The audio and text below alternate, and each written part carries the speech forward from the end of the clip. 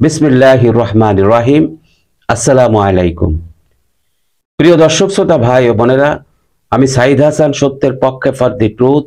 মুসলিম ভাই বোনদেরকে আমার সালাম, অন্যান্য জাতি ধর্মের ভাই বোনদেরকে আমার আদাব, নমস্কার জানাই।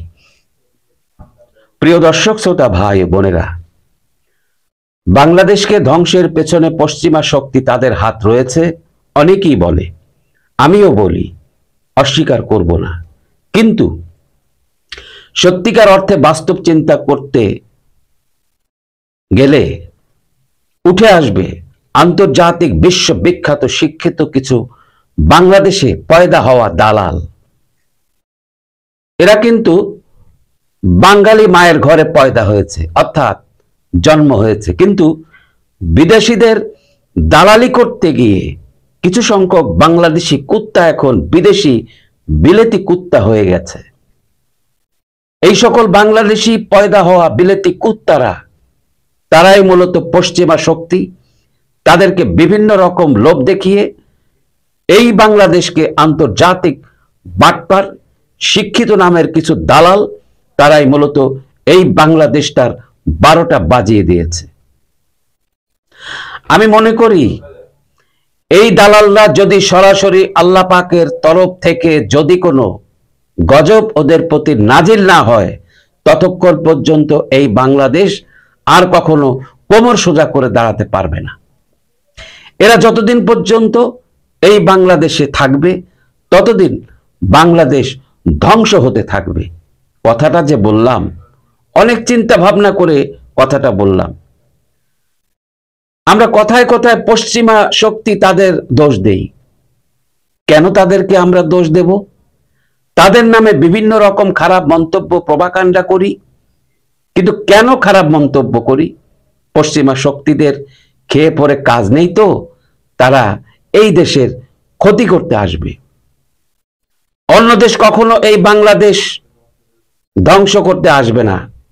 ধ্বংস করতে আসবে স্বাধীনতা বিরোধী কুখ্যাত দালাল, ক্ষমতা লোভী। তারাই আমাদের বাংলাদেশটাকে ধ্বংস করতে আসবে।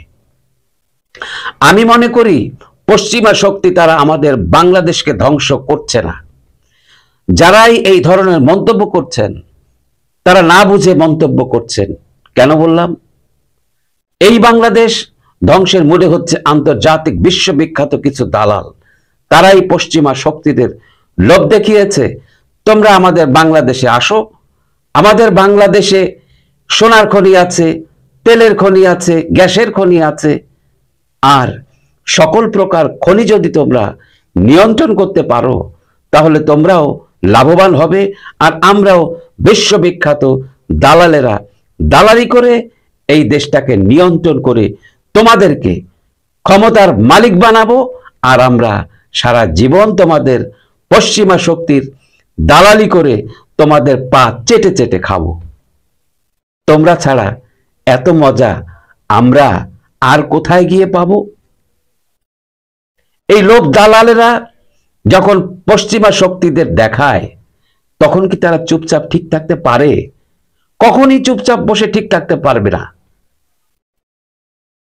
তাদেরকে রাত দিন 24 ঘন্টা তাদেরকে লোভ লালসা দেখিয়েছে। পশ্চিমা শক্তিদের বিরক্ত করে তাদেরকে বিভিন্ন রকম লোভ লালসার ফাঁদে ফেলে ঘায়েল করেছে। বিশ্ববিখ্যাত বাটপার, বাংলাদেশ বিরোধী, বিশ্বাসঘাতক, ক্ষমতালোভী দালালেরা কাদেরকে ঘায়েল করলো? পশ্চিমা শক্তি তাদেরকে লোভ দেখিয়ে ঘায়েল করলো। খুনিরা কিন্তু পশ্চিমা শক্তিদের কুফরি করেছে, কালো জাদু করেছে, অথবা এমন কালো মন্ত্র পাঠ করাইছে, যার কারণে পশ্চিমা শক্তি আন্তর্জাতিক বাটপার স্বাধীনতা বিরোধী দালালদের লোভে পড়ে পিছনেও হাঁটতেও পারছে না, সামনের দিকে আগাতেও পারছে না। বাংলাদেশের প্রতি আল্লাহর রহমত আছে বিধায় দালালেরা যতই চেষ্টা করুক পশ্চিমাদের সাথে নিয়ে বাংলাদেশের বিরুদ্ধে কিছুই করতে পারছে না।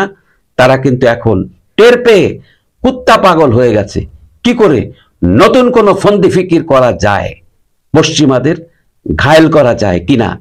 কিন্তু প্রতিটা পদক্ষেপে দালালেরা তারা কিন্তু এখন ব্যর্থ।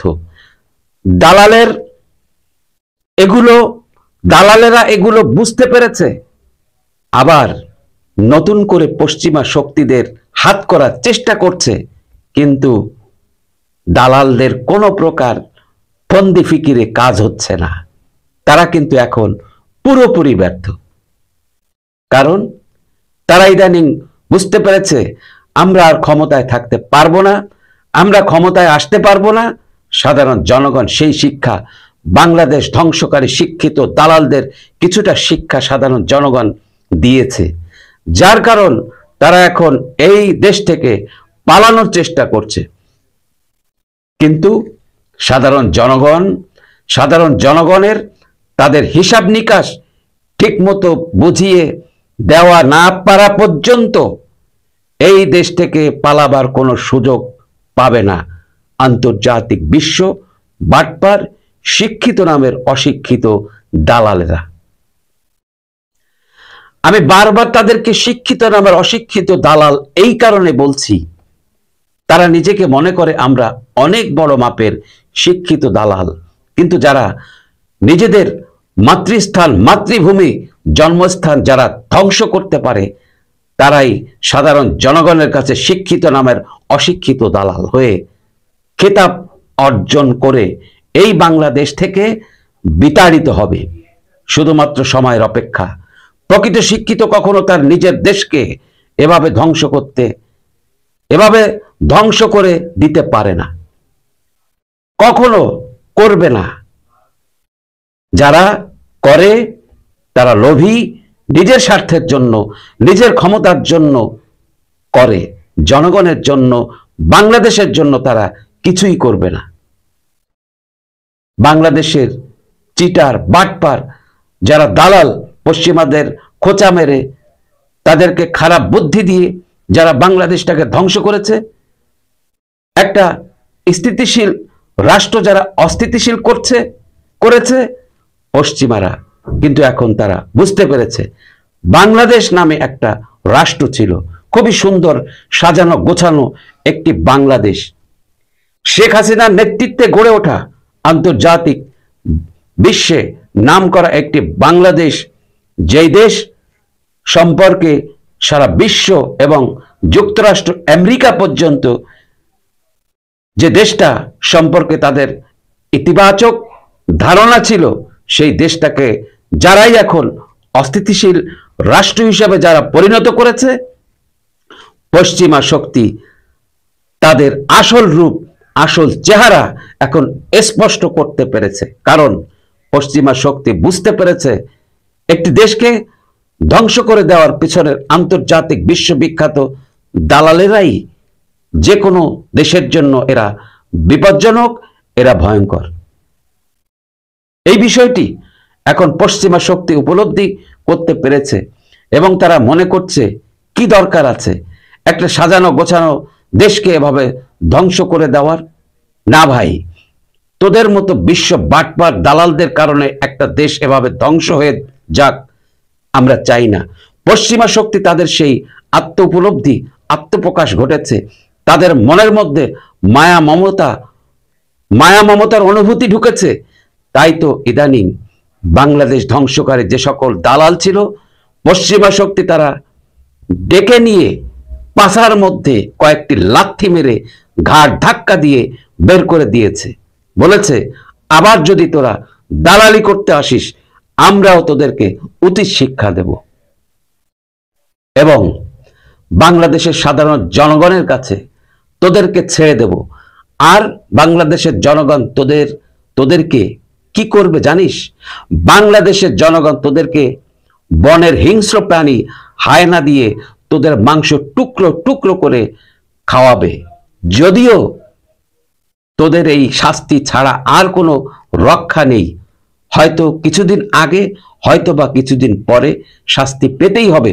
তবে তোরা যে অন্যায় করেছিস, শাস্তি তোদের পেতেই হবে।